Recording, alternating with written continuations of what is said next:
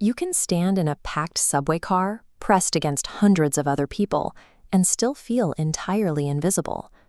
Psychologists distinguish between objective isolation, the physical absence of others, and perceived social isolation. Loneliness is specifically that internal, distressing gap between the social connections you desire and the ones you actually experience. We are the most digitally networked generation in history, yet young adults aged 18 to 34 report the highest rates of this isolation. Recent data shows over 43% of this group feels lonely at least some of the time. Loneliness functions as a hardwired biological alarm system. It is an aversive internal signal, operating with the same physiological urgency as hunger, thirst, or physical pain, designed to ensure our survival. Ignoring this alarm is dangerous. When the brain perceives itself as chronically disconnected, it begins to actively rewire its own neural architecture to adapt to a world it views as increasingly hostile. For our ancestors, being cast out of the tribe meant certain death from predators or starvation. The brain evolved the pain of loneliness as a survival mechanism, creating a psychological sting that forced individuals back to the safety of the group. In the modern world, this alarm often fails to find a resolution. When the signal fires continuously, the brain concludes that the body is in a state of permanent mortal danger. This perceived threat triggers the amygdala, the brain's primary center for processing fear. Chronic loneliness keeps the amygdala in a state of constant overdrive, locking the individual into a cycle of social hypervigilance.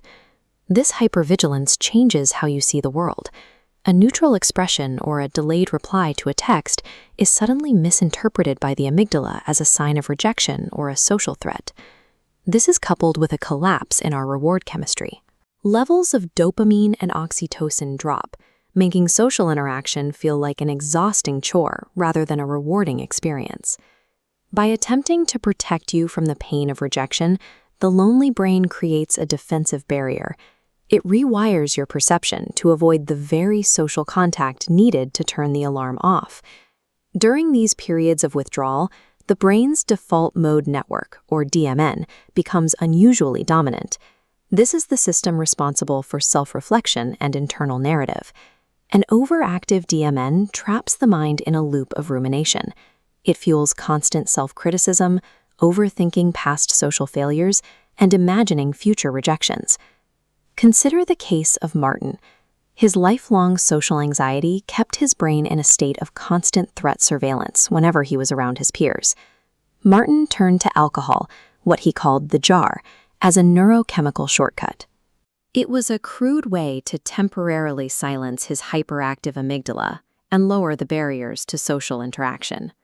Whether the coping mechanism is a substance, doom scrolling, or total social withdrawal, these habits only numb the biological alarm, while the underlying neurological damage continues to spread. Constant threat detection triggers the HPA axis, flooding the bloodstream with cortisol. This leads to systemic low-grade inflammation that strains every major organ system. The physiological impact is staggering. This chart shows that the mortality risk of chronic loneliness is equivalent to smoking 15 cigarettes a day. This inflammatory state also degrades neural tissue. Research shows that chronic isolation increases the risk of developing Alzheimer's disease and dementia by 40 to 50%. The data has forced major health authorities to act. In the United States, the Surgeon General has officially declared loneliness a public health epidemic. Loneliness is not a silent internal emotion. It is a measurable disease that actively breaks down our cardiovascular and neural networks. Because loneliness is a physical state of hypervigilance, recovery requires sending safety signals back to the brain to manually deactivate the alarm.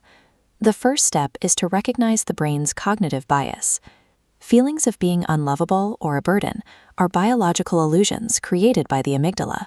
Challenging these thoughts is the only way to stop the feedback loop. Next, prioritize the quality of your connections. Small, vulnerable interactions naturally stimulate oxytocin, which acts as the chemical off switch for the brain's stress response. You can interrupt your default mode network's rumination right now. Send a single message to a friend you haven't spoken to in a while.